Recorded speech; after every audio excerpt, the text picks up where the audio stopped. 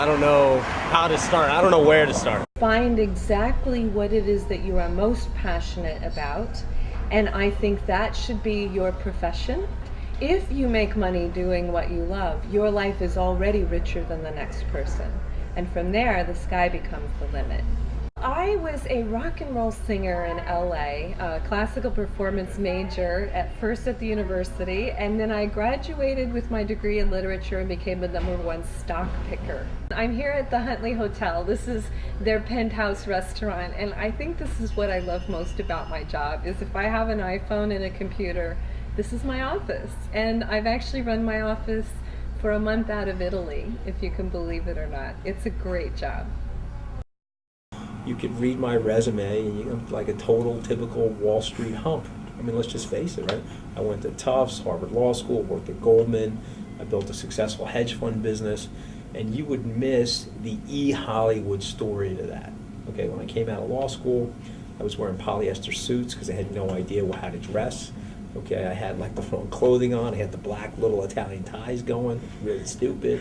Okay, I failed the bar exam, I got fired from my first job. Okay, all of this stuff happened to me in the early part of my career, and so I wrote about it in a book because I wanted people to see that, you can have ups and downs, scrapes and starts and misfits and all kinds of stuff, but you can still, with the right level of discipline and the right drive and some degree of integrity, you can make it, and do the things that you want to do. First thing you gotta do, you gotta do what you love doing, because no matter what it is, when you get to be a little older, you're going to realize that money is important. I'm not saying that it isn't, but you're going to realize that there's a whole portfolio of activities and things that you do in your life.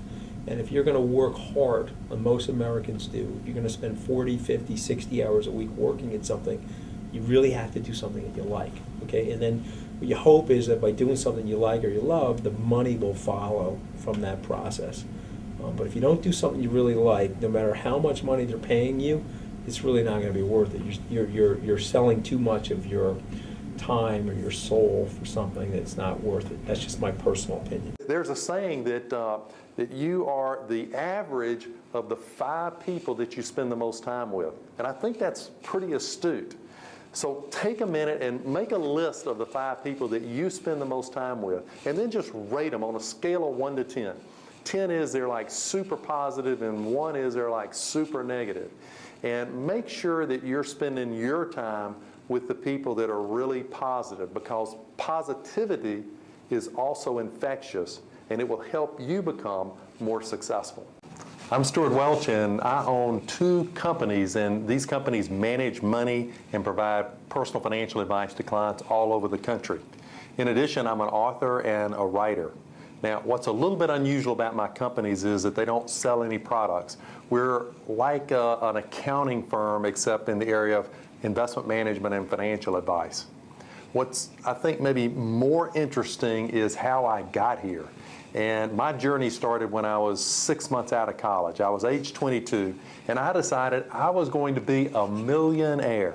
Now, I had no idea how I was going to do this. So I really took a page from the playbook of college, and I started to study self-made millionaires. And my hope was to learn their secrets. What were the secrets to their success? What were the things that they did differently than 98% of the rest of the population? And what were those, if I could take those secrets and apply them to my own life, I thought I too could become a millionaire. You know what? It worked. And along the way, I learned many, many, many lessons. But in studying self-made millionaires, the ones that ended up making the most money, accumulating the most wealth, having the biggest lifestyles, were all entrepreneurs. They all had their own business. And that's what set me on the journey of building my own businesses.